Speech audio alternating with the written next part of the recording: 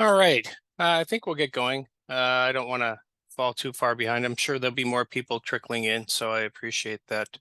The ones in attendance today. I'm Jason Bruns. I'm the director of the Minnesota State Engineering Center of Excellence, and I know some of the familiar faces that I have around here as well. I'm going to be letting people in as we walk our way through this. I want you to know that we're recording this, so recording it so we can share it with other teachers that might want to have professional development at a later time, a later opportunity. So as a center, we do K-16 outreach for engineering and engineering technology programs. And this event here is one of the opportunities that we try to bring some new ideas, some new concepts. So again, you can go to our website. Most of the stuff that we put onto our website, we're a huge staff of 3, and so we put most of the stuff on our website. So you can go through other STEM educator workshops if you want to watch those and check those out. So I want to thank Val for coming today, and I want to thank all of you for coming today as well. So it's great to see all these great faces, wonderful faces, people I know, people I don't know. So thank you for being part of this, and thank you for coming into it. And again, Val, thanks much. And if you need professional development, okay, you can contact me afterwards at jason.bruns@mnsu.edu. Send me an email, I'll put it together and I'll kick it back. Give me about a week or something like that to kind of put that together and get it back to you, okay? So I'm going to get things rolling. It's 10:32, so we're fortunate enough to have Valerie Lockhart here. Currently serves Executive Director for Code Savvy and is a founder of the Minnesota Women in Tech. She is passionate about individualism and universal design, likes to spend her time helping people and communities learn how to leverage technology and media to become much more self-sufficient and successful. The title of this seminar, again, is Education in the Age of AI, Making the Most of AI in the Classroom. I thought it was a very pertinent topic. I scoured around and I think I found the very best to deliver this. I think it's going to be very interesting, and I think you're going to really enjoy this conversation. And remember to keep some thoughts in your head. So at the end, Val and I were discussing the opportunity to be able to have conversation amongst each other and or being able to build relationships. Maybe there's a reach out kind of thing that you'd like to do as well. So in this session, we'll discuss what's going on under the hood of generative AI, including large language models like ChatGPT. Val will share tips and tricks using AI in your classroom, introduce you to student-facing curricula that takes AI out of the realm of the unknown and into its role as an incredibly helpful tool. And I have to say, as a center, we have leveraged this as well and found it to be very, very helpful and beneficial. So as you start thinking about questions as the day goes on, maybe write those down and you can have a follow-up on how can I use this in my company or what I do or whatever. So Val's a great resource for it. So Val, you know what? I'm going to shut up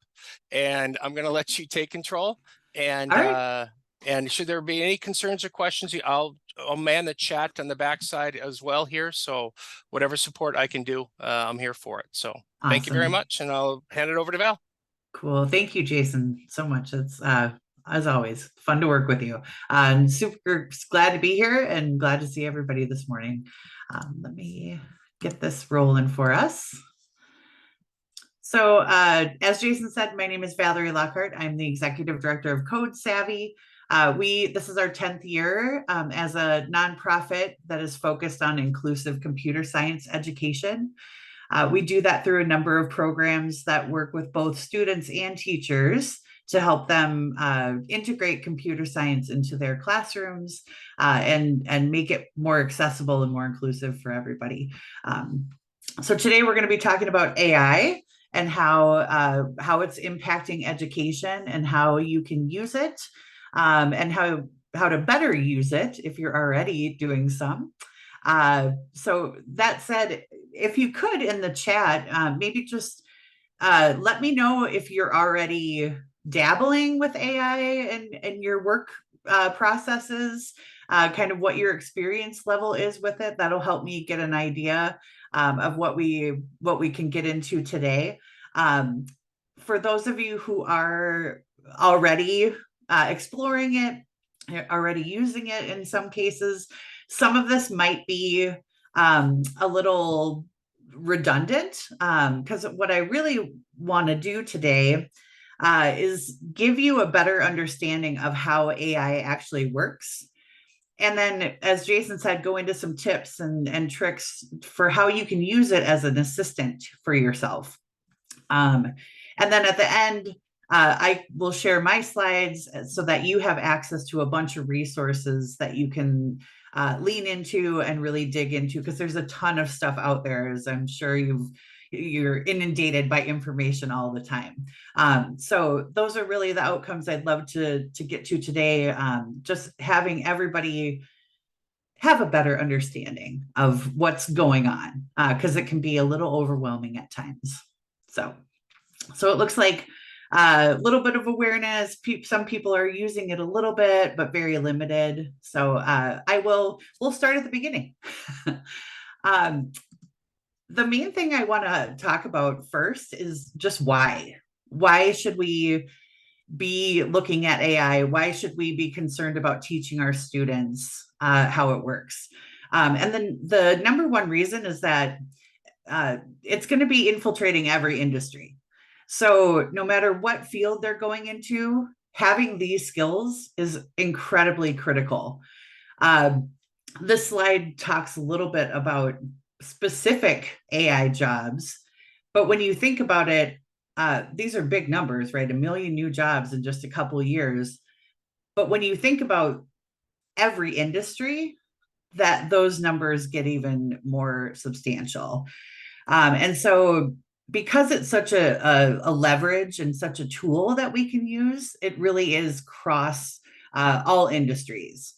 And what I've been doing, and we at Code Savvy are doing, is we're having weekly meetings with a group of AI researchers from a number of different industries to talk about how it's being used, how developers are using it in computer science, how engineers are using it to make processes more streamlined and more automated.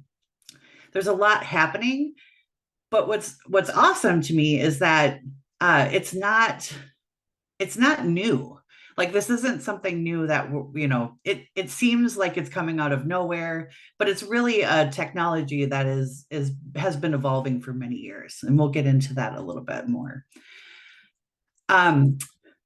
If you take nothing else away from this talk, I hope that you will understand that a lot of the fear propaganda that's out there is that AI is going to take your job. And I want to reinforce that that's not how it works. It's not how it's going to go down. It doesn't replace jobs. We as humans are still needed, and teachers more so as experts, right? And like as the people that are humanly connected with our students, those connections are critical. But AI does a really great job at automating tasks. And so the one thing I would say is any opportunity that you can, use AI, because it's not it's not people versus AI. It's people with AI versus those without. And if you can incorporate these tools into your classrooms and into your practice, you're going to be more productive and probably more satisfied in your careers, and not kind of worried about that replacement. This is uncomfortable to think about, but AI is really holding up a mirror to the ugly things that go on in our education system. And I'm optimistic about it, because what we can't fix what we don't openly identify and discuss. And so I think AI is causing us to have more of these conversations, and hopefully it will help us come up with some really unique solutions to some of the problems that have been kind of plaguing our education system. I don't know how many of you know this, but Minnesota is dead last when it comes to computer science and engineering education in the country. And so we have a lot of work to do. And we're also really good at racial disparities in education, which is not something we should be super proud of. So I think, like I said, there's a lot of work to do. I'm optimistic that AI can be a fulcrum for us to get that, to get those things changed around.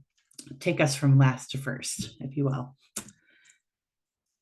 So, since most of you, have kind of a limited experience with AI, I'm going to go through the basics of just how it's working. These slides are really about, there's a couple of different types of AI. We're talking about generative AI. And in that space, you have what are called large language models, and then you have what are called diffusion models.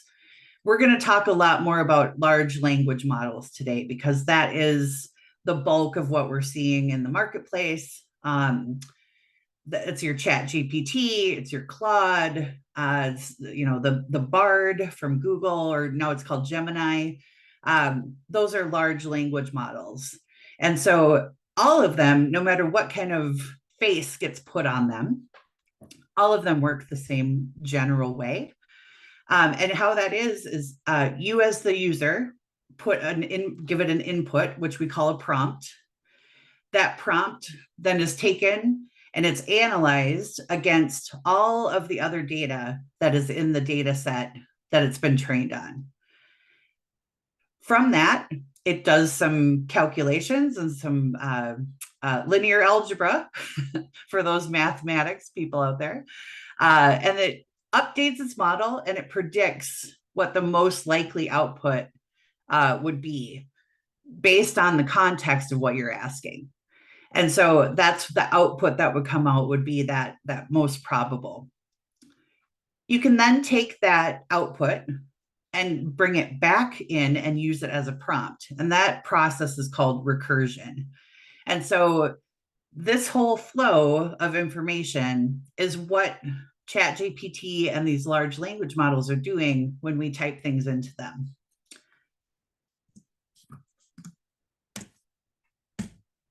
So this is a little bit more detailed. And like I said, I'll share these slides afterwards because there's a lot of information in here. It's really dense. But the process that it goes through uses natural language processing. So it takes the context of what you're typing into your prompt. It tokenizes those words. And so you can see in the example, if you type in "the cat sat on the mat," it tokens each word, and then it assigns vector numbers onto each word. And those vectors go through a process of embedding, which takes those words, puts them into the context of all the other ways that they've been, that's in the model. So cat is related to these words. It kind of creates, like, if you imagine like a topological map of information, it'll see what all these connected points are. And it will look at that and then calculate what it thinks the most likely answer is. So what I think is kind of fun about that is that it seems like black magic, right? It seems like all this crazy stuff that we have never experienced before, but really all that's going on under the hood is math and code. And so we can break it down for students in these ways and make it not so mystical. And once they understand how it works, it's easier to work with it and not be afraid of it and really understand the process. So this is just another example of that process that it goes through. You have your input, it tokenizes the words that you type in. It goes through that embedding process where it's looking at all the other spaces. It flips those things upside down in layers and kind of looks at them from different angles. And then it spits out its most probable distribution. And so if you give it what's the next word in this blank, 9 times out of 10, people have typed in what's the next word in this sentence. And so depending on what data your model is trained on, that's what's going to determine what your outputs are from the large language model. And so when we think about things like ChatGPT and Claude and Bard and some of these others, ChatGPT in particular, I'll pick on for a while because that seems to be the most popular one. ChatGPT is trained on the internet. So when you think about all of the data that's on the internet, there's a lot of garbage out there, and there's a lot of bad data, and there's a lot of contradictory data. There's a lot of things in there that people have written, and they they may not know what they're talking about, which is where you as teachers come in to become and help your students filter that information. We'll get to more of that in a little bit. Another thing that I hope you can take away from this presentation today is that it's not just about words. So we talked about large language models a little bit and how those work. Diffusion models are a different thing, which take in imagery and break them down into pixels. They do kind of the same function as the large language models, except it's looking at all of the images that it's been trained on. So a diffusion model is really for that visual layer. But if you'll start to hear the word multimodal a lot coming up. And multimodal is really just the different types of inputs and outputs that AI can utilize. And so no matter what your inputs are or what kind of outputs you're getting, it's really going through that same kind of process of taking the prompt in, vectorizing, making it, checking against the other data, and then giving you an output. So with ChatGPT, we're seeing like text to text multimodal AI. There are some that are text to image. So I don't know if anybody here has, used Dolly or Midjourney or some of the image generators that are out on the market. It's the same process. It's just taking text in and giving an image out. We're now, when we made this graphic about a year ago now, a little over a year, some of these things on this list were not even possible. But within this last year, I would say most of them are being done now with AI. There's still a few limitations on how well it can do math. It's weird because people have been using it to crunch law and it's made legal cases, and but it still can't really do AP math very well. So as it's learning, it's getting better at these things, and us, probably tomorrow it will be great at most of these things.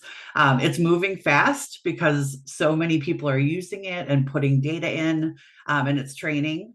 But it's all the same process. So that's as we move forward, that's really what I'd love for you all to take away, is that even though there's a new face on it and there's some new interface, or there's some new UI that people are creating, or some name and some branded thing, and every day there's a new thing on the market, it really is the same technology happening under the hood. And so once you understand that, it gets a little demystified for us.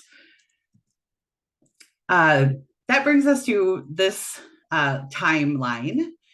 Like I said earlier, it may seem like this is brand new, crazy magic, but it's really almost 100 years of evolution of this technology. I won't go through all this. Like I said, I'll share the slides with you all after this. But really, and I should mention also, this is not all inclusive, nor is it to scale. So this was to fit it on one page to show it to you. But you'll notice from the 30s until about 2011, it was not doing much advancement. But as we hit 2011, it amps up very quickly. And what happened in 2011 is that Apple unveiled Siri. And so everybody with an iPhone started talking to the large language model. You started asking it questions or asking it for directions or asking it for whatever you're trying to find on your iPhone. And that became the model that was getting trained by Apple. Another big advancement right around that same time was the idea of a GAN. So a GAN is a generative adversarial network. What that is it's two or more AI models that instead of being isolated, they are pitted against each other to bounce information between them to come up with more realistic content. So when you think about AI and you think about the way humans work, it's not that different, right? Because it's trained on us and by us. So it's almost like the idea of debate or a roundtable discussion and finding consensus that way. And so again, is really that process happening with multiple AI models. And so some people right now are using that as a way of creating like Shark Tank kind of situations where they have different AI models arguing about things. So if you had a business plan or you had an idea, you might put it into a GAN and have it ask questions and really grill you on your idea so that you can help it can help you better flesh out your ideas. Just one example of a thing that you can do with multiple AI models. And then, of course, in the last year, 2 years, we've really seen that amped up acceleration of the generative models and all of these large language models being opened up to us to feed and use and train on their models and their data. So as we get into, before we get into like how you can use it in your classroom, a couple of warnings. You probably have heard about some of these in the news and in people's reporting. But there are some risks associated with AI. The main risks that I think of are the bias in the information. And so depending on what your model is trained on or what information has been included, human beings we all have some type of bias and we are in the data, right? And so that data is going to have some kinds of bias. It may be that certain languages and cultures are not included in the information. It may be that there's bad data, right? And so like with ChatGPT being trained on the entire internet, there's a lot of crap out there. And so, garbage in, garbage out. So you just have to be aware of what type of data the models that you're using have been trained on. And that also leads to another risk, which is data leaks. And so the one big warning that I have for educators as we're going into this era is please anonymize and don't put any kind of personal data into any of these AI models that are not controlled by you. If you don't know how to control the model that it lives in, don't give it any personal data, particularly for your students. So if you're going to use it for making individualized lessons or anything like that, just anonymize as much as you can, because anything you put into, say, ChatGPT goes into the big worldwide model, and you should just consider that leaked and gone. So the one warning I have is don't put any personal information in if you can avoid it. Lastly, I know most of you have probably heard that AI hallucinates. What that is when it very confidently gives you wrong information. And so you'll ask it a question and it will think, or it'll give you a response that sounds like it knows exactly what it's talking about, but it's completely made up and it's not relevant at all. One example I like to tell people about, and you may have heard this on the news, there was a lawyer who actually used ChatGPT to help him write his argument to go to court. And ChatGPT gave him all sorts of case notes, and it looked legit. Like it had case numbers and file numbers and dates and names of lawyers and all these things that were, in the right formatting, looked like it was source material straight out of Westlaw. So he used it without double checking. And unfortunately, once he got to court, the judge called him out on these cases that were not real. They were made up. And so by not double checking the information that came out of the AI, he made an ass of himself and probably was getting moved to being disbarred. So this is a warning case of how hallucinations can seem very real, but they are not. And this is why, as teachers, it's super important for us to iterate that to our students and let them know that they still need to fact check and check with experts and make sure that they're checking sources and that they're not just wholeheartedly trusting what comes out of the AI, because it's not always real.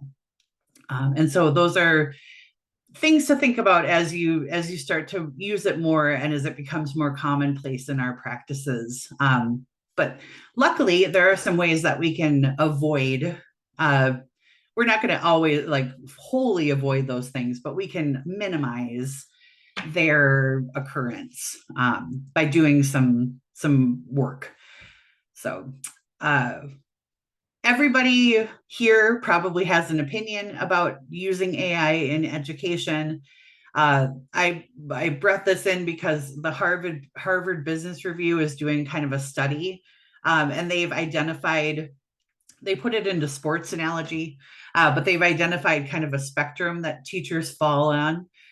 Whereas some on one end of the spectrum, they see it as like steroids in sports, like unfair advantage, it's cheating, it's horrible, like it should never be used. And then on the other side of the spectrum, you have the folks that are like, oh, it's only good, it's only helpful, you should use it all the time.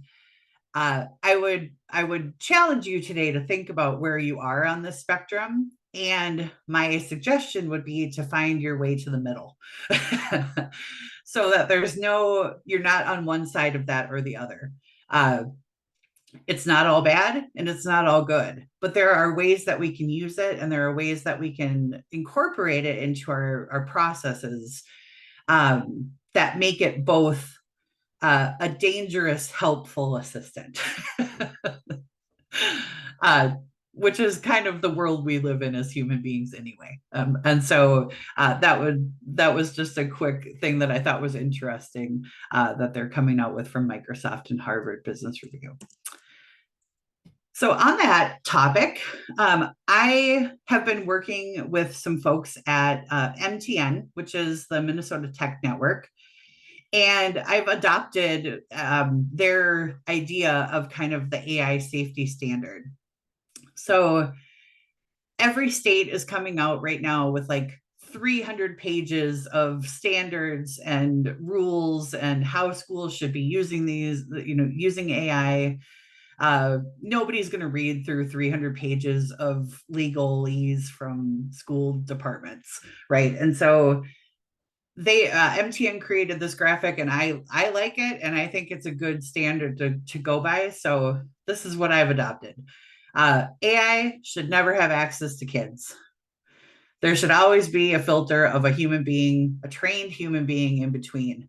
And so unstructured data, I don't know how many of you have talked to your students about this. If you have younger, like K-12 students, a lot of them are like on Snapchat and they're talking to AI Snapchat bots. And they're giving these chatbots very intimate information about themselves. And that's highly dangerous. There's a lot of manipulation that can happen in social media. We see that with TikTok. We're seeing it with these AI bots that are spinning up. it's really important because of those hallucinations and because of the data leak challenges. It's really important that trained humans, adults, are in the middle of that equation. And so regardless of what the model is or what data it is, it's really important to have that filter. For the older students, for those of you who are college professors, it's really important for that trained adult human to be the filter for keeping disinformation to a minimum. Helping your students fact check, questioning the logic that's coming out of the AI, identifying the bias and what hallucinations, that really becomes the role of that trained human in the middle. And so whether it's keeping the data, private or making sure that it's accurate, I feel like this is a good model to work with. So again, the data in an LLM might be a dumpster full of trash. But good at prompt engineering is how we can help find the treasures in there. It's how we can really focus in and eliminate some of those hallucinations and really get to the good, helpful data that we're looking for from that model. And so we can do that by having some good prompt engineering tips. Number one, have any of you, when you've been playing around with it, have you used a persona before? Has anybody done that? Okay, so the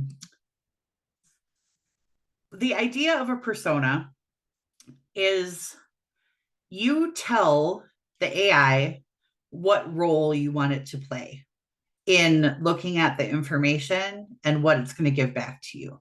And I'll show you an example of that in just a second, but it really helps, instead of just like wide net information, it really helps the AI focus in on an area and give you better quality answers and less hallucination in what you're asking for.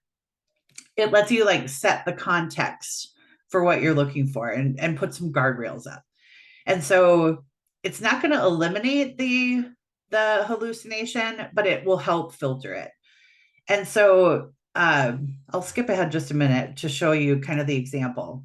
So if you're going to use AI to create a lesson plan, it would be okay for you to just say, hey, create a lesson plan for multiplying fractions for fifth graders. You would get some output that was probably okay.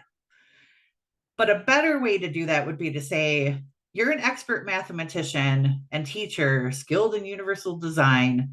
I need this lesson plan to be accessible for my fifth graders. I wanted them I'm interested in soccer. So you can give it these parameters of how you want the output to come out. Very detailed, but not try to make it as detailed as you can without limiting it too much, because you want it to still be creative, right? But then also telling it how you want it to give you outputs. So if you want a chart, if you want whatever you want that information, how you want it to come out, tell it what you want. And so if you have a big problem that you're trying to solve using AI, you can really break it down into chunks, but using those personas and the motifs and telling it kind of what you're looking for and why can help give you better outputs from the AI. So you want to keep it simple. Don't ask for too much at once. Like I said, if it's a big thing that you're trying to do, really break it down into chunks. And honestly, instead of asking AI for answers of your questions, I have found it's really helpful to ask AI to ask you questions.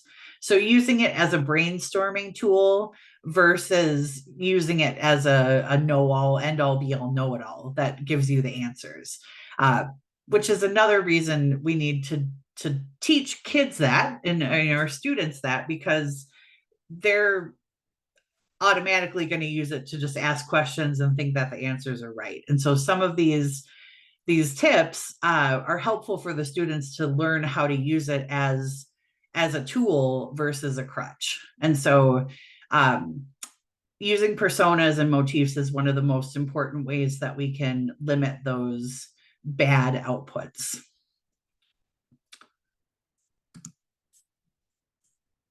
All right. So again, just be as detailed as you can about the role that you want it to play, and what kind of output you're looking for. That's super helpful in getting better outputs.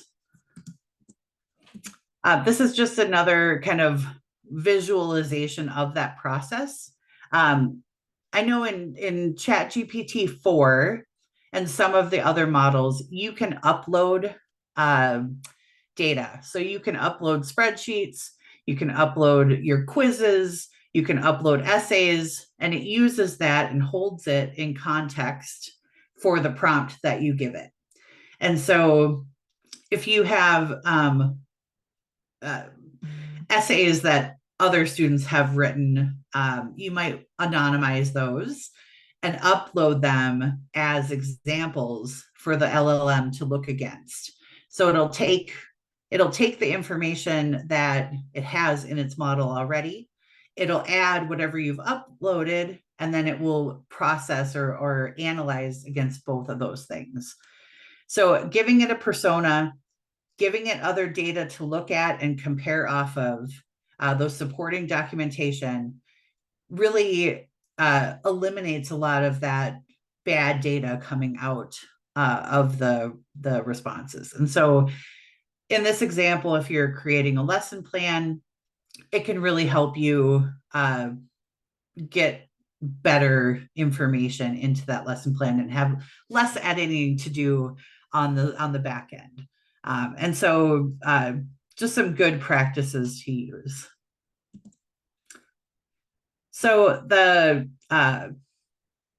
knowing how it works, yeah, you know a little bit more about that. Asking the LLM for its sources, even though, like we discussed, it could be lying about what those sources are, you'll need to double check. But if you at least ask it where it's pulling its information from, it should give you that information. Knowing what data the model is trained on.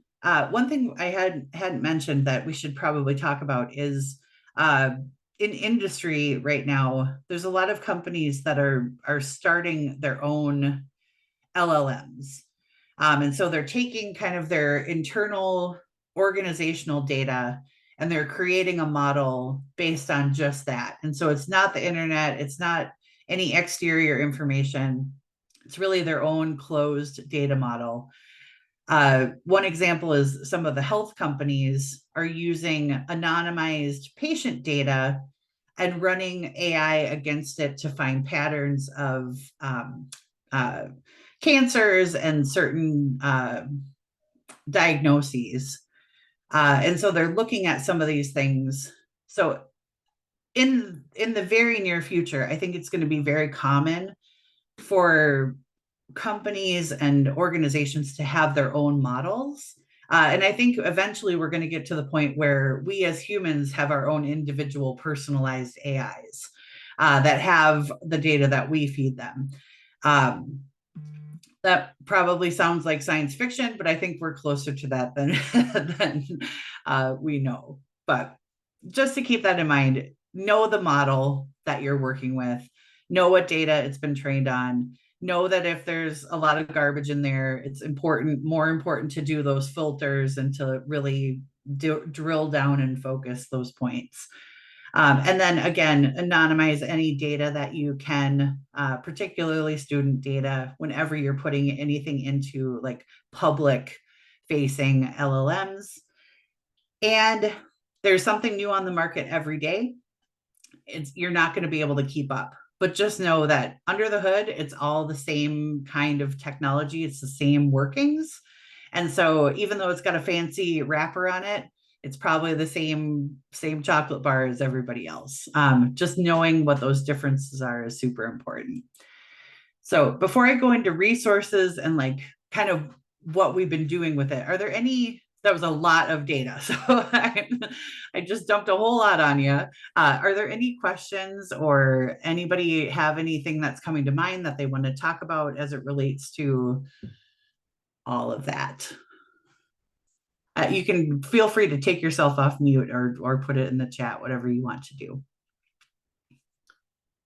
Hey, Val, I'm going to ask, how do you credit the information gathered from AI? That's my first question.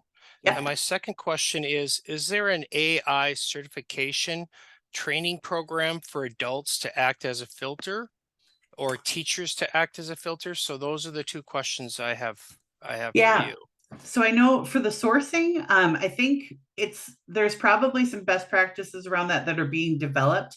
But what I've seen is that people will say they collaborated with, and then they'll name the platform that they use. So if you're doing something with ChatGPT, they'll say this was created in collaboration with ChatGPT, or it'll say accessed this information on date from, so kind of like the same way that we source web materials, or web information. I've seen people using it that way. So instead of listing the website name and the date that you accessed it, you would say I asked GPT on this date. It's kind of hard to track that, unlike a website that has kind of a history, and maybe it's been archived. ChatGPT really changes every time you ask it, and so there isn't a good way to trace back to a precise moment, but at least it gives people an idea of what you did to get there and what model you were using. As for certifications, I haven't seen anything really on the market for an official certification. There's a ton of companies and organizations out there that are doing PD and that are doing the training and talking about it, but I haven't seen like a leader yet in like certified use cases. Honestly, what it feels like to me is that we're all kind of at the precipice of this use case together. And that some people are, like the people that I've been meeting with weekly and that we've been working with are really digging into it deep. I've been working with some analysts at Gartner about how they're using it. So I don't think that there's a one end all be all certification yet, but it's really just people digging in and learning about it. Okay, so Carl, I see in there you want to see a process that we would employ in real time. I can let me pull up something. Do you have a use case, Carl, that you'd want to see, like that we could ask it? Because I can pull up my ChatGPT. No, it's just interesting to see, how it might be done, right? Okay. Particularly, I don't spend a lot of time heading in the direction of sites. Again, I'm not learned, so okay. Your advice. So I'll show you. Actually, I'll jump ahead a little bit in my slides, and I will show you a way that we've been using it with students to show them, give them some computational thinking and computer science training. So in P5.js code that is optimized for the online editor, please visualize how fire spreads. And I'll explain more about what we're doing in a second, but you'll see that it's going to start writing me some code.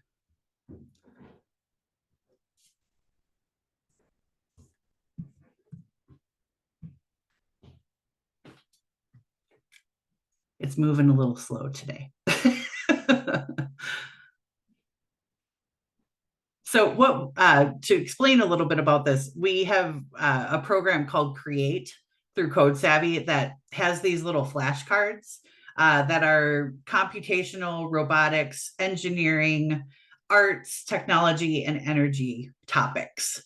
And so the kids pull a topic card, They go to a large language model, they ask it for code that visualizes that topic, and then they take the code that it spits out, they bring it over to a code editor, and they run it, and then they see what happens. Sometimes it works, sometimes it doesn't, but it creates this opportunity for them to then debug and like learn how the code is working. They can change parameters and see how it changes the visualization. So we'll try it with this one. Like I said, sometimes it works and sometimes it doesn't. So we go over to p5js.org. We put it in the editor. I'm going to just paste it in there. Allow some cookies. And apparently this is what P5JS code looks like for how fire spreads. So what the kids can then do is we walk them through kind of how to read through the JavaScript. They can, change some of the parameters. They can change colors of things. They can increase, speeds or limits. And then it gives them a little taste of using AI, creative coding with P5 JavaScript, which is processing for those of you who might not be familiar with it. It's a visualization library for JavaScript. And then a little bit about visualization of those complex topics that they're learning about. So this is one of the programs that we've been testing out for the last year to get kids kind of really quick up to speed with those topics and teaching them how these things work. And so using GPT to write code, it works with pretty much any language. It works really well with P5 because it's been trained on so many different models of that, because P5 is an open source language. It's an open source library. Lots of people are contributing to it on the web. And so there's a lot of instances that it's been trained on. And so that was why we went in that direction for the program. But as you can see, it wrote valid working code. And so you could upload, if you click on this little thing down here, you could upload an example of something that you want to use as an example. GPT-4 is the paid model, so it's $20 a month. But that gives you the chance to upload things or upload documents. Some of the other models, I'm not sure. I think Gemini also lets you upload things, and that's going to be more and more common as people, as these models start getting more popular and using, or out in the public, I should say. Is that helpful? It is pretty cool. Obviously, there's more to it, right? And that's the discussion points perhaps you'd have with the students, and you'd have to incorporate some advanced engineering and chemistry and Absolutely dynamic kinds of things. Thank you for sharing. Yeah. Yep. All right. Any other questions on that? Okay. So again, I'll share these slides with you after this, but there's a ton of resources out there. There's a few organizations that are really putting together some awesome toolkits for educators. The Teach AI toolkit is pretty awesome. It has like things in there to have discussions with your schools about standards and how to, have some rules about use cases. Like I said, there's going to be a ton of things coming out from each state level. I think 7 or 8 states right now have released their standards for how schools should be either regulating or using it. Again, most of them are 400 pages of legalese that nobody's ever going to really read through, but at least understanding what the parameters are that are expected of you. If you stick with the idea of not putting personal data in and like being the human trained filter for your students, I think you're erring on the side of safety. But again, there's a ton of resources out there. There's like AI for K-12. There's, lots of stuff. So there's links to that in these slides. You feel free to go through those at your leisure. The thing I like to drive home, though, is that even though AI is here, we're not going to make it go away, right? It's not going anywhere. But there are things that we can focus on and help our students embrace that are truly human, that can't be computated by AI. And so, like, being that like innovative and creative, those things are maybe AI can seem creative a little bit, but it's not really, right? It's regurgitating some things that it's been trained on. Our ingenuity and our innovation, that's a human trait, and those are the things that we have to embrace and really amp up. The personal community, like collaboration, making community with people, connecting with each other and collaborating, like those things also are not part of AI. And then just being curious and like thinking of things in different ways. And you can use AI as a tool to do that. You know, you can brainstorm with it, you can have it ask you better questions about what you're trying to do. But there are certain human components that we're really going to need to lean into and let the AI and the robots do the robot work and automate things for us to free us up to really do those other things that we're good at and that are important. So as you're going through this stuff, just remember that it's going to change the way that you teach. It's going to change the way that you interact with students, but it's an opportunity to really do better and cooler things, and make those mundane, boring things more automated and take up less turns of your brain. And so if you can lean into it, that's important. So I'll give my organization a shameless plug here for a second. So Code Savvy, this is our 10th year of programming. We have been testing out our new initiatives with AI over that last year. I showed you a little bit of that create process that we've been doing, but really we've been teaching students about AI for about the last 5 years. We have what's called an AI racing league, which teaches kids how to build their own autonomous vehicles that they can train around tracks and race them. And that's about 5 years old. That's using diffusion models. So it's taking in the images. The kids run the car around the track. It takes in about 20,000 images as it goes around the track. It makes its own neural network around that track. And then it starts to learn from that data and run autonomously through the track that they've trained. And so, like I said, that's been about 5 years we've been working on that with kids. Super fun way to introduce them to these concepts. Another thing that we've been doing through our Technovation Girls Minnesota program is for about the last 3 years, over a 12-week period, girls can learn how to create either their own mobile application or AI project with the help of mentors. And then there's an award, like they do a live pitch to talk about their project. There's awards and fun, and it's just a cool program. And then our Code Explorers program is regular drop-in sessions with mentors that are working directly in the industry. So these are folks that are doing this work every day.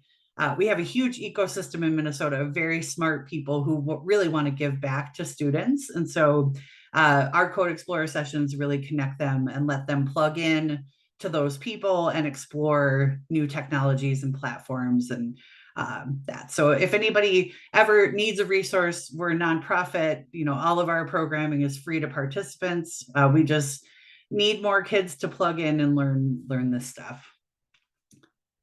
So we talked a lot about this case study that we've been doing, but it is a partnership with those AI engineers and researchers that we've been working with, and also in partnership with the Minnesota State IT Center of Excellence. So Jason's counterpoint in the IT realm has really been working with us to test these things out and use those P5 visualizations to teach concepts So and it's something we're also working with Jason on a few of those things to come. So it's a really fun initiative.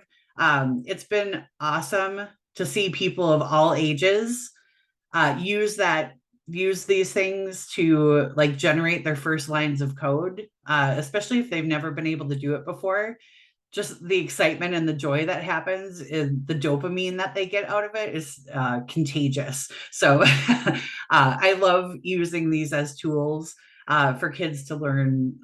Kids of all ages, like even older folks, have that same experience, and so that's been really cool to get more people thinking about computation and about processes and how they can use AI to build those things. And then last but not least, I want to open things up for more discussion and questions, but I would love if you all would connect with me. If you have other questions or needs that come up, I'm always available for questions and as a resource for you. So, and then there's the bit.ly link at the bottom for these slides if you want access to any of those resources. Awesome, Val. I'm sure we're going to have some more questions, but I think what I think would be nice is if you would go into ChatGPT and let's talk about, because of the vast variety of people on here. I think what would be really interesting is understanding when should I open up a new chat and why should I open up a new chat? Other things that I would like to throw out there is I've used it for Christmas presents for my wife. Yep. Or a niece or a nephew, personal things. Yep. I've used it for build me a curriculum for a course I might be teaching presentation wise. Yep. We also have some service cooperatives. This works a great way as an advisory council with regards to having an advisory council next week meeting, and these are the topics that we would like to discuss. Yep. And then also I've leveraged it even to pull in data associated with demographics to support activities I might be doing in that advisory council. So we can have some discussion. How should we have our advisory meeting going?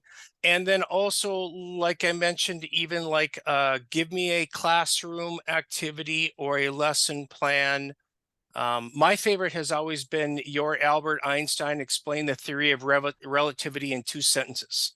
Yep. Can you explain share it to me like I'm a second grader? Like I'm a second grader, right? So, can you talk about some ways that you can leverage it? I've used it to be able to rewrite a marketing plan on what I just got done writing that's more attractive to people, or write me an email, or those kinds of things. So throw some random kind of interactive GPT that people can, we have a variety of people on here that they can see, oh, that would be useful, or, walking through that. So if you can walk through some different examples, and people, team, go ahead and throw some things into the chat that might be saying, I've got an itch here. And there's a lot of things that might be you didn't even think about that you could use it for. So let's have some dynamic kinds of things here if we can, please. Yeah, I love the idea of having it give you user, like your end user in mind, like really detailed things for them. So you explain who they are or what they are into. If your students really resonate with certain topics, you can have it kind of like in the example prompt. We want to do fractions for 5th graders, but have it related to soccer.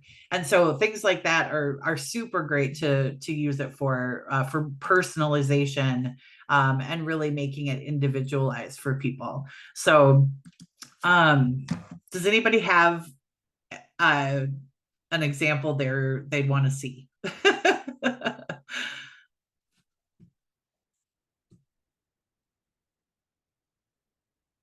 Let's see. You are an engineering. we'll test this, right? Because Jason, you being the engineering expert, Oh boy. let's ask it a Let's- question. Who you're an engineering expert who is focused on rocket science. Rocket science. rocket science. How are we Explain. going to verify this? Are we Right, rocket right. scientists? No, but we're telling Okay. a ChatGPT that they are, Right. and Can you explain how thrust works? Right, there you go. How thrust works to a 5th grader. Okay. In 5 sentences.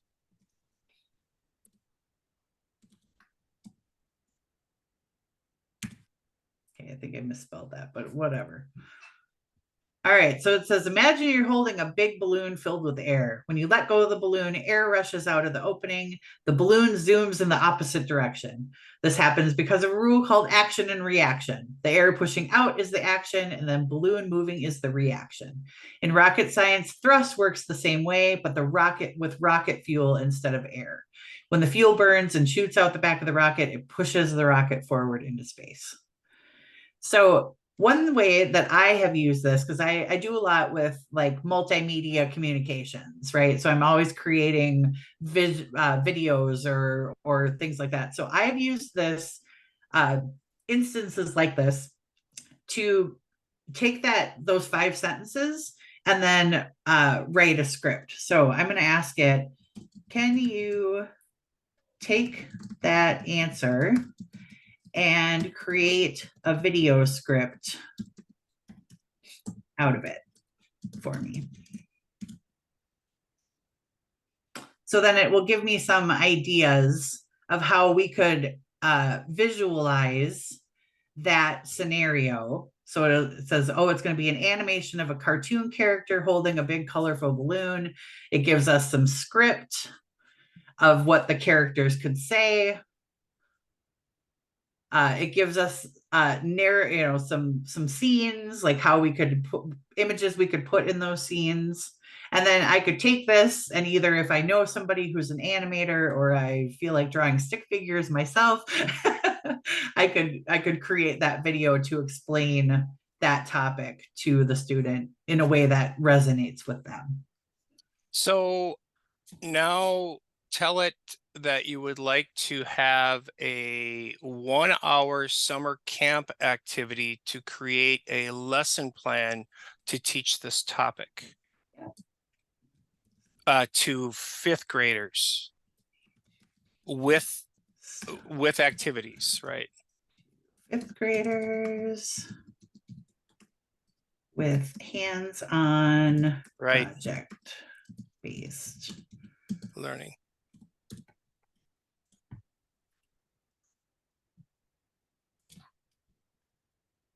My guess is, and this gets into like the information it's holding in the thread. My guess is it would probably give some kind of, and it didn't. I thought it would maybe talk about the balloons. So I thought maybe it would have that as kind of the thread through it, but it didn't. It went with film canisters, Alka-Seltzer tablets. Right. So it as these models get better, they can utilize more and more in their context windows. And so, Jason, one of your questions was, when should we start a new chat? So everything in that chat is now information that is going to bounce off of when you're asking it another question. So there's 2 ways. If you wanted to change subjects totally, you'd either want to start a new chat thread, or you can also tell GPT, forget everything that we've discussed already, and it will kind of wipe its slate. But it's probably better practice if you ever want to go back to things to start a new thread, because then, you'll see on the left here, there's all these links. These are all the things that I've been talking to GPT about. And so if I needed to go back in certain for something I had done already, it would be too convoluted if you didn't change your chat. And so That's a good practice, is just to have one chat per thread. Let's see, we could do some image generation since GPT-4 does that. So I could start, let's see, we'll start a new one. Somebody give me a noun. Cow. And a place. Paris. And a color. Magenta.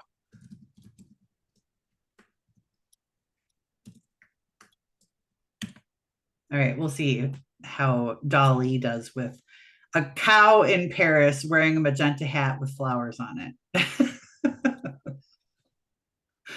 This is one of the other fun things that I have, we do with students, is just have them create crazy ideas and create images from them. And then one of the things we did a couple months ago, we started doing, they would create the image and then we would have GPT write a story that went along with the image. And so, and then we would publish them to a Google site. So it was like, they're learning about the generation and then they're learning a little bit about web publishing. So it was just kind of a fun little workshop that we did. But there's your cow in Paris. So with this, Val, now you can ask it to go ahead and write me create a story, a 15-minute story or a 10 minutes bedtime story about this topic. And it'll write out that as well. Let's see. I'm going to say, please write me a poem in the style of Dr. Seuss. There you go. There's that persona. Persona that you talked about. To this cow in Paris. And we'll see what it does.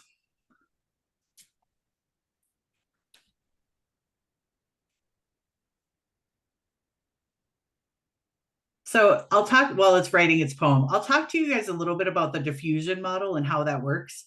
So the words that we put in, right, were cow in Paris wearing a magenta hat with flowers on it. And so it takes that text and it goes to its model, which is trained on a bunch of different images. And it says, okay, which of these are cows? Which of these are Paris? Which of these are hats? This is magenta color. And it kind of takes all that information and then it just diffuses it into pixels and it mashes them in together into a newly created or generated thing. And so because it's been trained on the entire internet, it's got lots of resource material to play off of. This is where we get into some of that copyright issue that artists are very upset about. This is where we get into how the models have been trained without talking to people for their permission. Legally, I've heard both sides, whether it's enforceable or not. Right now, I think we're still kind of in the camp where it's not enforceable because it's on the web and it's public and but they are putting some guardrails on now. Like there's certain things, if you ask for it to, like one time we asked for a picture in the style of Ansel Adams and it came back with a response that said, I can't do that because of copyright issues. And so like they're starting to get some guardrails up on these models that are protecting artists, but it really is the artists fighting for those protections. And so it's going to be a constantly evolving space. But apparently Dr. Seuss style is not protected. So we get a poem. In Paris, beneath the blue sky so vast, a cow took a stroll, having a blast. With a hat so magenta, flowers galore, she trod on the cobblestones ready to explore. Oh, la vache, the people would say as she moved softly, going her way. Past cafes and boutiques so lively and bright, her hat catching glances, a delightful sight. The Eiffel Tower loomed, majestic and tall, besides the Seine River. She felt so small, but with her floral hat so vivid and neat, she felt like a star strutting down the street. She danced by the Louvre, with art so grand, wishing she could enter, but that wasn't planned. For today it was Paris with its charm so sweet, and her magenta hat making her ensemble complete. So here's to the cow with her flair and her grace, wandering Paris at her own gentle pace. In a city of lights with love in the air, she is the cow in the hat extraordinaire. So that we just created that, and then we would have had like pulled those things in and published them to the web, and like the kids can create their own little booklets or stories. So just kind of fun. Can you, it looks like here in the chat, there's a couple questions, one Oh, for AI for math and one for chemistry. Now, would it be best on those things? Is that a chat bot kind of area of thought process, or is that ChatGPT 4.0 kind of process into that? So I think I don't know the answer to this directly, but so there's a website called Hugging Face, which is weird, but they put out public models of certain types of data that you can kind of interact with and plug into. And I'm assuming that they would have some better models for math and chemistry. If you go on there and just do a search of like their public facing stuff, they should have some models that you might be able to interact with.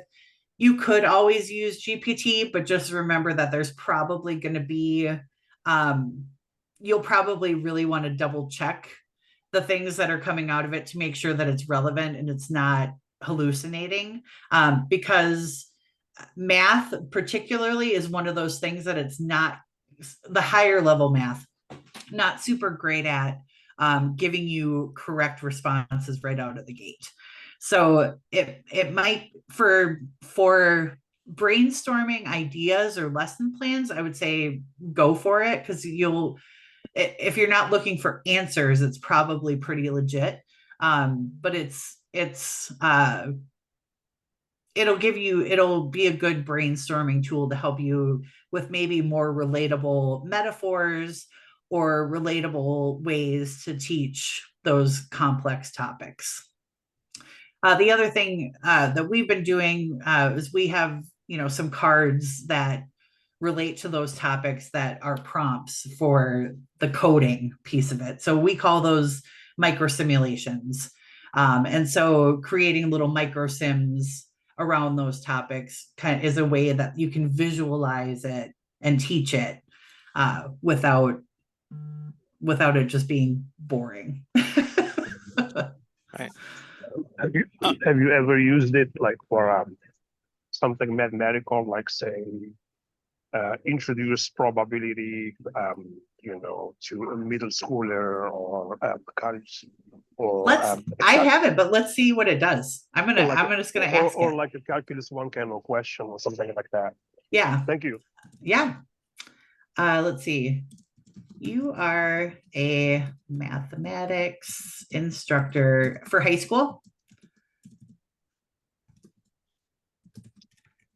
students. Can you? I said high school or college, whichever. Okay. Can you explain? Give me a topic or a theory that you'd want to have it explain. For example, calculate the value using calculus. Calculate volume.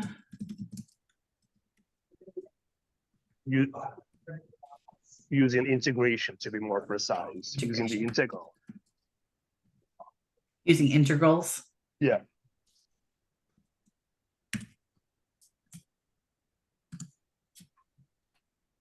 All right, so it says calculating volume using integrals is a fascinating application of calculus, especially when dealing with three-dimensional objects.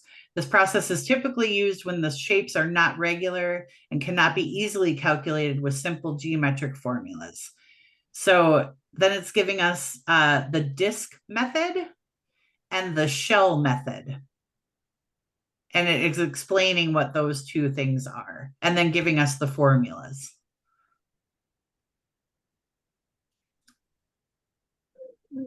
So I don't know calculus, but I would leave that up to my experts to verify whether that was correct information or not. That's pretty good so far. Which is like Yeah, that's also why you as professors and teachers are super important to this equation, because even though this stuff is coming out of AI, we still need you to verify and make sure that it's correct and that it's what you're looking for your students to take away. Yeah, no, it's pretty good for as a note, if even gonna go in. Yeah, thank you. Yeah, you're welcome. And keep in mind that you can push it into give me more details on stuff Yeah. as well. Oh, yeah. And you can start driving it deeper, and you can also get selective on, like, if you end up with a list, you can pick out certain items on that list and say, give me more detail about this specific item of that list. Yeah.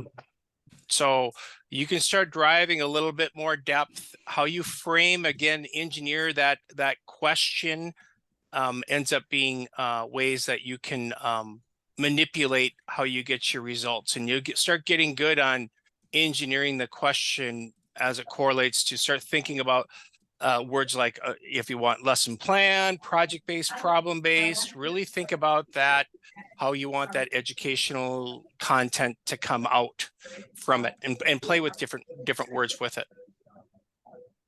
Thank you both. Yeah, that makes sense. And look at here, now you can go ahead and explain this to a sixth grade daughter and how it might relate to her. So it's saying, imagine you have a stack of rings or shells, like the rings of a tree, or a stack of paper rings from a craft project.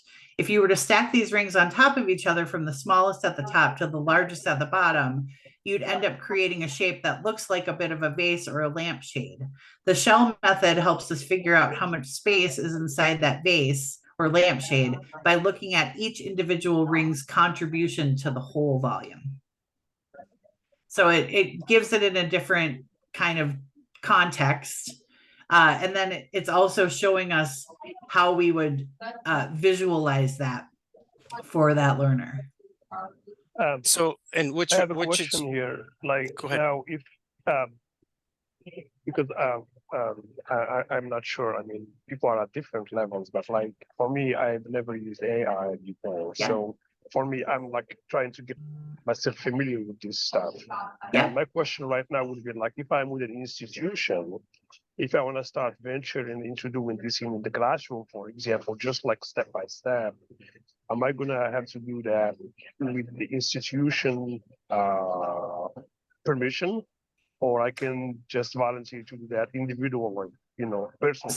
So I think that's going to come down to your organization. I don't know. I know some places are putting some stringent rules on access to it on the network. So like if you are logged into your work computer and you're on the work network, they may have a filter on that would not allow you to access it. That's really going to depend on where you're at and what kind of buy-in leadership has on AI use.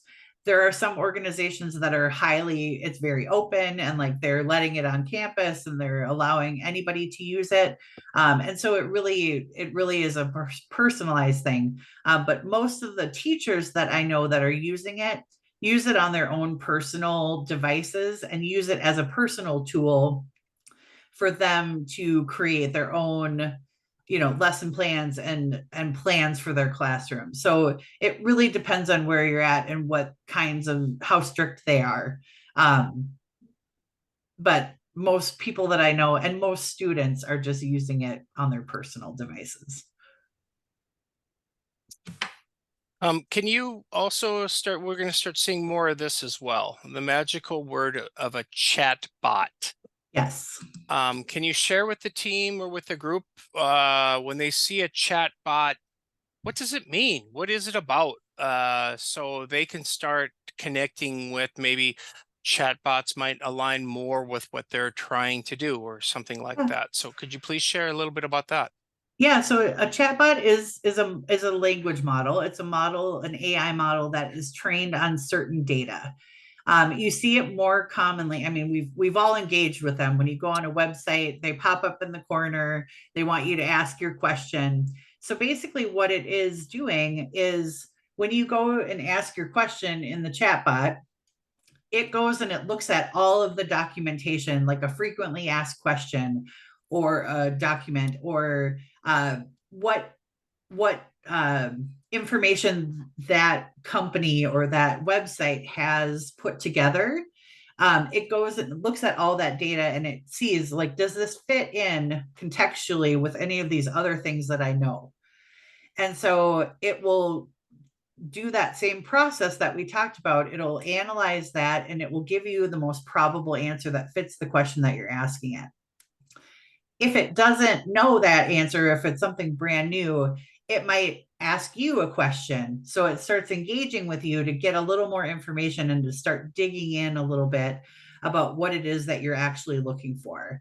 And so it's really based on like keywords that you're using in your question. And like to Jason's point, being a better prompt engineer, if you will get you better results. And so like thinking through how you're going to ask questions and using those keywords that might relate to that site or whatever data that's trained on will get you better results. And so it really is a more compact, personalized version of a ChatGPT, where GPT is trained on everything, all the books and all the internet. Chatbots are typically constrained in their information to whatever organization has created them. So like, for instance, in our Technovation program, we have students that are training their own chatbots. So they'll create an app and they'll build in a chatbot into that app. And it will be trained on data that is specific only to that app. But it will help the user interact with it and ask it questions and get it to the right place on the app that it needs to be, or that person needs to be. So in some ways, it's almost it's some of the chat bots can really kind of be defined as the expert, right? Yeah. I mean, for example, I've seen one where they had a chat bot associated with medicine. They've taken all the medical books and threw them all into it. And that is its area of focus. So as we start looking for different chat bots, like there was some conversation here about teaching chemistry or teaching math. Yes. Finding a chat bot that might be not only teaching but also mathematics folded together, or even focused down to the point of like, I just teach high school calculus chatbot kind of thing. So I'm sure there's many of those created that are out there. So I know there was one question earlier on, if we can hit that real quick, and then we'll hop down to the last one. Giving feedback to a student, if you know the student has copied from ChatGPT, what is and others can throw comments into the chat as well. But Val, what is your feeling on how do you have that conversation, or what do you do with that? So I think I would use it as a teaching opportunity to tell them about, how you knew. So like, hey, I know you as a person, and this doesn't sound like you. So where did this information come from? Did you use this, did you use ChatGPT to get this? And if they, even if they won't admit it, you can explain to them why that's probably not the best idea, or how they could use it in a different way to make it more authentic to their learning. And so I know some teachers that I've talked to are, really changing their rubrics, their grading rubrics, about that authentic voice and like knowing their students well enough to like know that something is off in what's coming in their output. And so I think I would just err on the side of it being a conversation. You could create some rules around it, I suppose, you could use GPT to create some rules and some ideas of how to change your lessons so that they're less gameable or less AI, ways to get around that. But I think it would be a conversation starter. Good. There's another question in here. Have AI businesses bought rights to material used by AI? So I'm wondering if that, like, the outputs from generative AI, like if they, like, can they copyright that? Is that the question? Well, I mean, like, nothing's come from nowhere. Everything we get is Yeah. somewhere. So AI is not like, it's not God. AI is getting information from somewhere. Right. That information has been made available, videos, whatever. So how, if I'm to go and say, give me that and give me that, somebody's going to say, well, you can't have that. So how do they? Yeah. So what question. I've seen happening is that certain artists and certain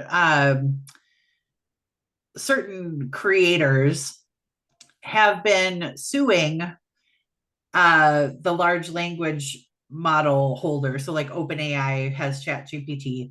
There's been some lawsuits around that where they are saying you didn't have permission to use my stuff.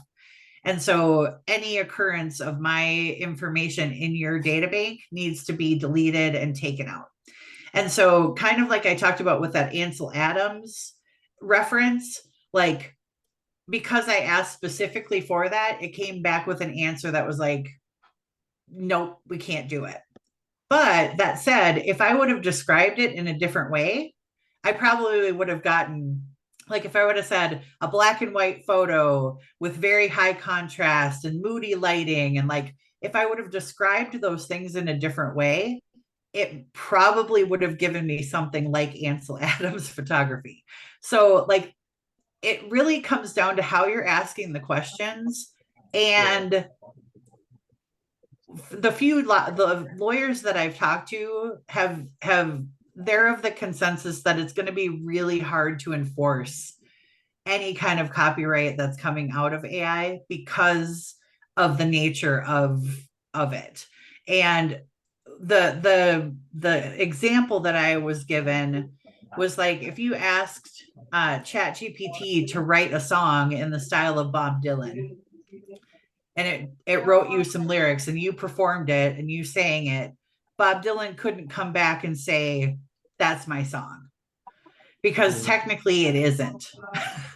It might be in the style of Bob Dylan, but it's not his song. And so, like, it's a very gray area right now as it relates to rights and copyright and use case. And I think the best case scenario we have right now is just to say, I like to own up to what you're using it for and say this was created in collaboration with AI. And I don't know if you'd be able, I don't know what the legal ramifications are because I'm not a lawyer, but like, there's probably somebody smarter than me that knows knows how that works. Yeah, Val, could you throw the slides into the chat real quick? Yeah, I'll do that right now. And this is case sensitive, so let me know if that doesn't work for some reason. There's like if you put a lowercase I, it won't go through.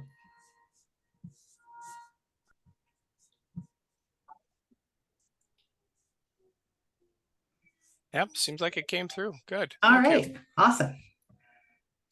Yeah, so I know we just have a couple more minutes. So if there's any other questions, like I said, I'll put this slide back up. So if you want to connect with me, feel free to shoot me an email. I'm always happy to connect and chat with people. I love talking about this stuff and different use cases. So as you're going through things, just reach out. I also, like I said, have that team that I've been working with. And so if you have, more complex use cases or questions, like we can always discuss things and bounce things off of each other. So I love collaborating and chatting with people about this.